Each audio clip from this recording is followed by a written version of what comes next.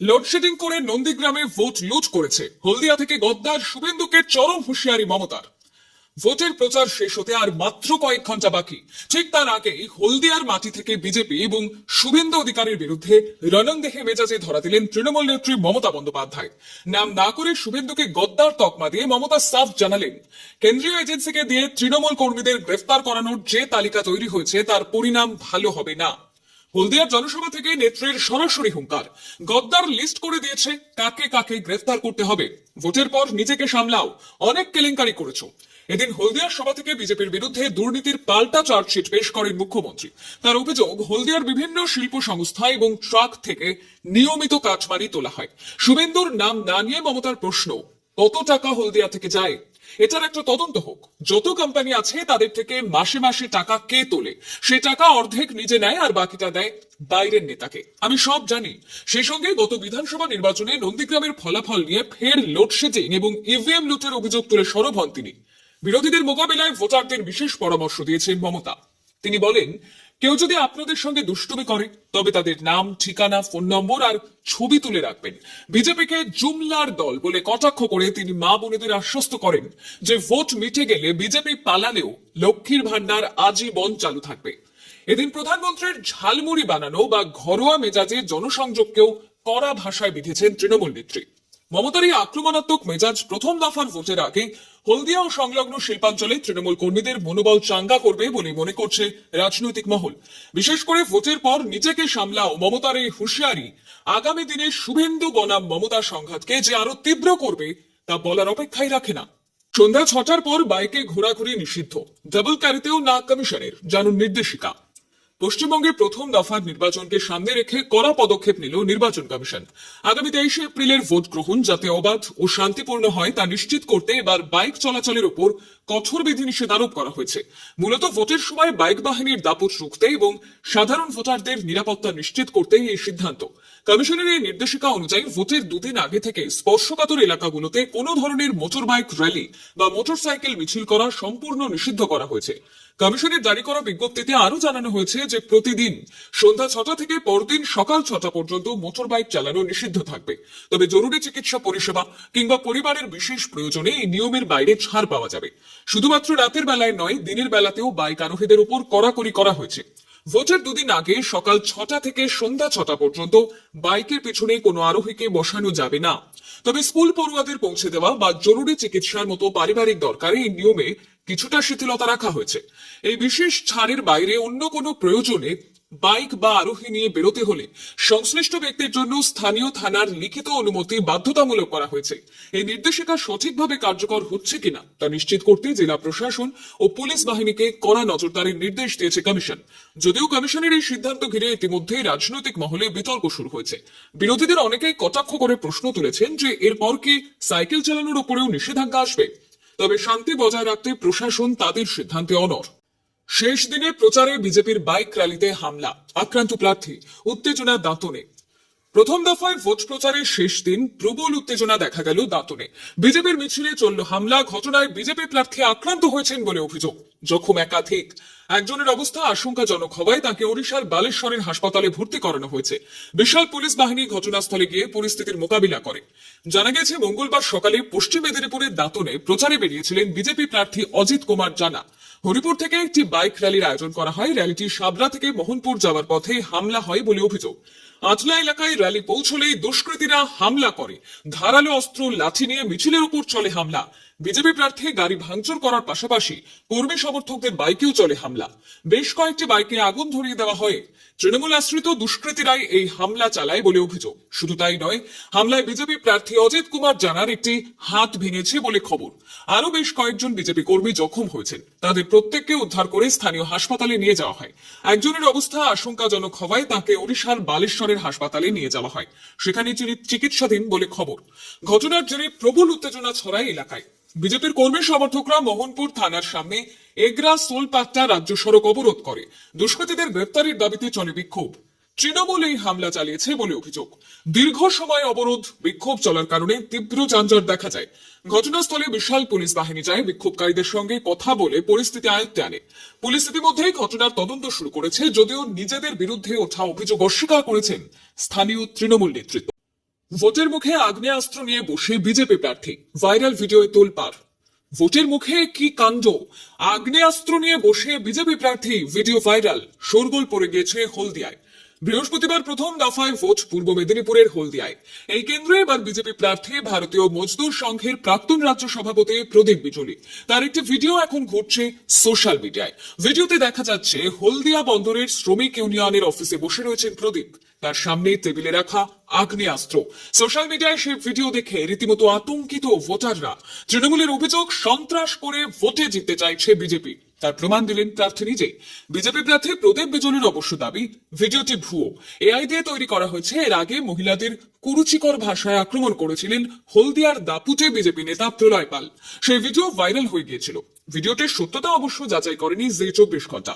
ভিডিওতে ওই বিজেপিকে বলতে শোনা যাচ্ছে, যা যা যা, তোরা গুজরাট চলে যা, চেন্নাই চলে যা, সারাদিন মাথার ঘাম পায়ে ফেলে রোজগার করে বাড়িতে পাঠা। আর এদিকে দেখ, বাড়ির বউটা দীঘা চলে যাচ্ছে উন্নয়নের পাঁচালি গান গাইতে, দীক্ষা নিতে। কোন হোটেলে দীক্ষা নিচ্ছে, কতক্ষণ দীক্ষা নিচ্ছে তা জানি না। বাড়িতে ফিরে এসে দেখিস বউটাকে যেন গাইনও দেখাতে না হয়, কারণ প্রার্থীর অভাব নেই ওই দলটার মধ্যে। বড় ভাই হিসেবে সাবধান করলাম, বাকিটা তোরা বুঝে নে। আর এই ভিডিও ভাইরাল হতেই যথারীতি সমালোচনায় সরব হয় তৃণমূল। দলের তরফে ফেসবুক পোস্ট, বাংলায় মধ্যযুগীয় বর্বরতাকে ঘৃণার সাথে প্রত্যাখ্যান করছে। আমাদের মা বোনেরা কারো সম্পত্তি নন যে তাদের জনসমক্ষে সতীত্বের পরীক্ষা দিতে হবে। মহিলারা আমাদের রাজ্যের মেরুদণ্ড এবং 2026-এ বাংলার মহিলারাই বিজেপির পতনের কারণ হবেন। যে মহিলাদের সম্ভ্রম কেড়ে পদদলিত করতে চাইছে বিজেপি, তারাই উৎখাত করবে। ভোটারদের প্রভাবিত করার চেষ্টা। নগদ সহ গ্রেফতার চাঁচলের বিজেপি প্রার্থীর ভাই। 26-এ সুষ্ঠু নির্বাচন করতে মরিয়া কমিশন, সে কারণে একগুচ্ছ পদক্ষেপ করা হয়েছে। সর্বত্র চলছে জোর তল্লাশি। আর সেই তল্লাশিতে এবার নগদ টাকা সহ ধরা পড়লেন চাঁচলের বিজেপি প্রার্থী রতন দাসের ভাই। তার সঙ্গে থাকা নগদের পর্যাপ্ত কারণ দেখাতে না পারায় তাকে গ্রেফতার করেছে সিএপিএফ। প্রথম দফার নির্বাচনের আর বাকি মাত্র একদিন। এই দফায় মোট 16 জেলায় 152টি আসনে হবে ভোট গ্রহণ। তার মধ্যে রয়েছে মালদহের চাঁচল। স্বাভাবিকভাবেই নিরাপত্তার চাদরে মুড়ে ফেলা হয়েছে এলাকা। চলছে নাকা চেকিং। জানা যাচ্ছে, এদিন মালদহের বড়ই গ্রাম পঞ্চায়েতের খুশিদা এলাকায় তল্লাশি চালাচ্ছিলেন সিএপিএফরা। সে সময় চাঁচলের বিজেপি প্রার্থী রতন দাসের ভাইয়ের কাছে মেলে নগদ 2,79,000 টাকা। কোথা থেকে আনা হয়েছিল টাকা, কি উদ্দেশ্যে, তা জানাতে পারেননি ওই যুবক। সে কারণেই তাকে গ্রেফতার করা হয়। অভিযোগ, অর্থ দিয়ে ভোটারদের প্রভাবিত করার চেষ্টা করা হচ্ছিল। যদিও এই বিষয়ে এখনো প্রার্থী বা দলের তরফে কোনো প্রতিক্রিয়া মেলেনি। উল্লেখ্য, প্রথম দফায় যে 16টি জেলায় ভোট রয়েছে সেগুলি হলো আলিপুরদুয়ার, জলপাইগুড়ি, দার্জিলিং, উত্তর দিনাজপুর, দক্ষিণ দিনাজপুর, মালদহ, মুর্শিদাবাদ, বীরভূম, পশ্চিম বর্ধমান, পুরুলিয়া, বাঁকুড়া, ঝাড়গ্রাম, পশ্চিম মেদিনীপুর এবং পূর্ব মেদিনীপুর। নিয়ন্ত্রণ হারিয়ে যাত্রীবাহী টোটোকে ধাক্কা বেপরোয়া লরির, মৃত্যু বৃদ্ধার, জখম 4। ভোটের মুখে ভয়াবহ সড়ক দুর্ঘটনা উত্তর দিনাজপুরের ডালখোলায়। বেপরোয়া লরির ধাক্কায় মৃত্যু হলো এক বৃদ্ধার, আহত আরো 4 জন। তাদের আশঙ্কাজনক অবস্থায় রায়গঞ্জ হাসপাতালে ভর্তি করা হয়েছে। মঙ্গলবার 21শে এপ্রিল ডালখোলা বাইপাসের মোহাম্মদপুর সংলগ্ন 12 নম্বর জাতীয় সড়কে দুর্ঘটনাটি ঘটে। পুলিশ জানিয়েছে, লরিটি এতটাই বেপরোয়া গতিতে আসছিল যে সেটি নিয়ন্ত্রণ হারিয়ে এক যাত্রীবাহী টোটোকে সজোরে ধাক্কা দেয়। এর ফলে জাতীয় সড়কে ডিভাইডারের উপর ছিটকে পড়ে যায় টোটোটি। ভয়াবহ দুর্ঘটনাস্থলেই মৃত্যু হয় এক বৃদ্ধার। তার নাম গুরুকি বেগম, বয়স 65 বছর। গুরুতর জখম হয়েছেন টোটো চালক সহ আরো 4 জন। খবর পেয়ে ডালখোলা থানার পুলিশ ঘটনাস্থলে ছুটে আসেন এবং আশঙ্কাজনক অবস্থায় সকলকে উদ্ধার করে কাছের হাসপাতালে পাঠান। পাশাপাশি মৃত বৃদ্ধার দেহ উদ্ধার করে ময়নাতদন্তের জন্য রায়গঞ্জ জেলা হাসপাতালে পাঠায়। বর্তমানে ঘাতক লরিটির খোঁজে তল্লাশি শুরু করেছে পুলিশ, কারণ দুর্ঘটনার পরেই ঘাতক লরিটি পালিয়ে যায়। প্রসঙ্গত, বিগত দিন কয়েক ধরেই উত্তর দিনাজপুর জেলায় একাধিক সড়ক দুর্ঘটনা ঘটছে। গত রবিবারে 2টি দুর্ঘটনায় প্রাণ হারিয়েছেন 6 জন। আর সেই রেশ কাটতে না কাটতেই ডালখোলায় ফের ভয়াবহ দুর্ঘটনা ঘটল। ভোটের আগেই প্রাণ হারালেন বৃদ্ধা। মেলেনি অনুমতি, পিছল 23শে এপ্রিল কলকাতায় রাহুলের জনসভা। দ্বিতীয় দফার নির্বাচনকে পাখির চোখ করে আগামী 23শে এপ্রিল কলকাতায় সভা করার কথা ছিল রাহুল গান্ধীর, কিন্তু অনুমতি নিয়ে একটা জটিলতা ছিলই। পরবর্তীতে প্রয়োজনে রাস্তায় সভা করার কথাও ভাবছিল প্রদেশ কংগ্রেস, কিন্তু অনুমতি জটে পিছিয়ে দেওয়া হলো রাহুলের কলকাতার 2টি সভা। শেষ পাওয়া খবর অনুযায়ী ওই দিন শ্রীরামপুরে সভা করবেন কংগ্রেস নেতা। চলতি বছর দু দফায় হবে বাংলার বিধানসভা নির্বাচন। প্রথম দফায় 152টি আসনে ভোট হবে 23 এপ্রিল। কলকাতা ও দক্ষিণবঙ্গের অধিকাংশ এলাকার ভোট হবে দ্বিতীয় দফা অর্থাৎ 29 এপ্রিল। ফলে এবার সব দলের নেতাদের নজর কলকাতা সহ দক্ষিণবঙ্গের আসনগুলোতে।